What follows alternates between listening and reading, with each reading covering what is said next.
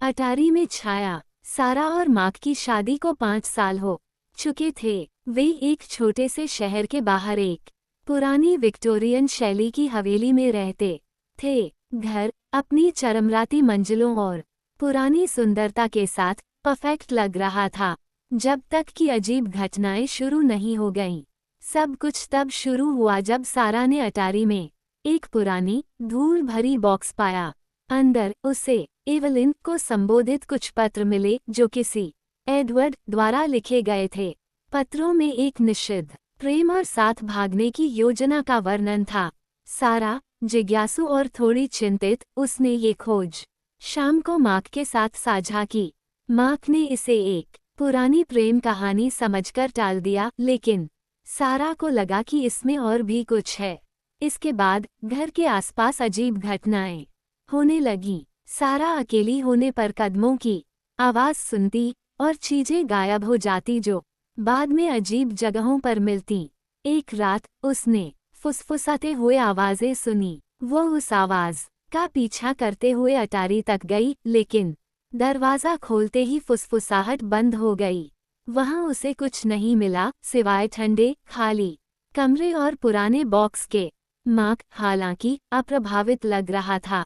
उसने सारा की चिंताओं को ये कहकर खारिज कर दिया कि वह सब कुछ उसकी कल्पना है, लेकिन सारा जानती थी कि कुछ गलत था। उसने अपने घर के इतिहास की जांच शुरू की और पता चला कि यह घर एक समय एडवर्ड और एवलिन का था, जो रहस्यमय तरीके से गायब हो गए थे।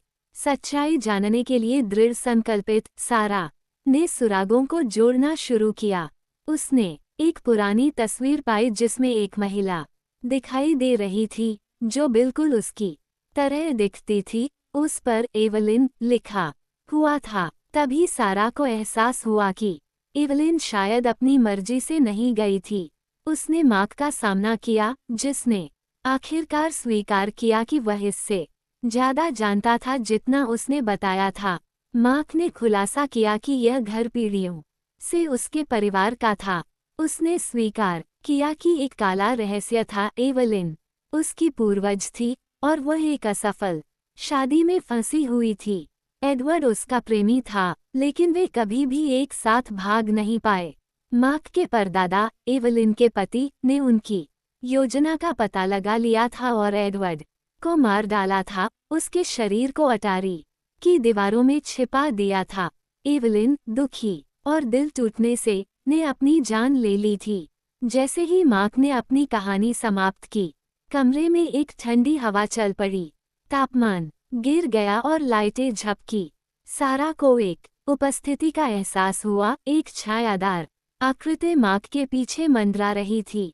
तभी उसे समझ में आया, घर एडवर्ड और एवलिन की बेचैन आत्माओं से प्रेतवाधित था।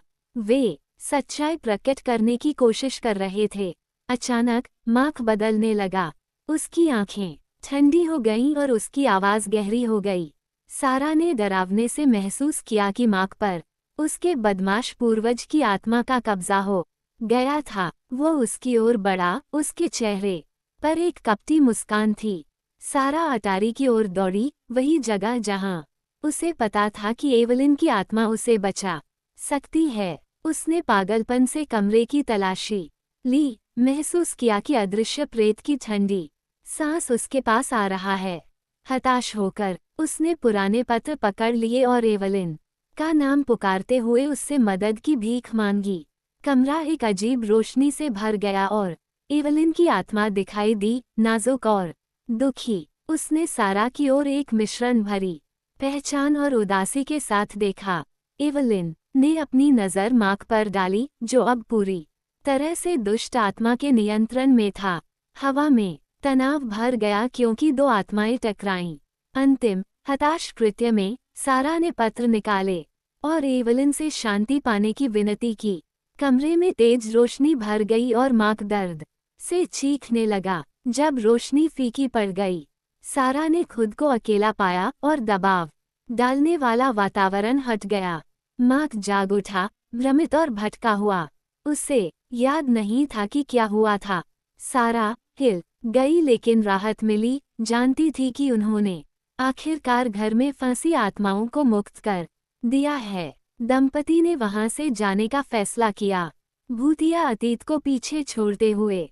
जब वे वहां से निकल रहे थे, सारा ने आखिरी बार घर की ओर देखा। अटारी की खिड़की में उसने एवलिन की धुंधली छवि देखी, जो गायब होने से पहले संतुष्टि भरी मुस्कान दे रही थी। सारा जानती थी कि घर में कई रहस्य थे, लेकिन आत्माओं को आखिरकार शांति मिल गई थी। जहां तक उसकी और मार्क की बात थी, वे उस रात की यादें अपने साथ रखेंगे, जो उनके लगभग खा जाने वाले अतीत की भयानक याद के रूप में होगी।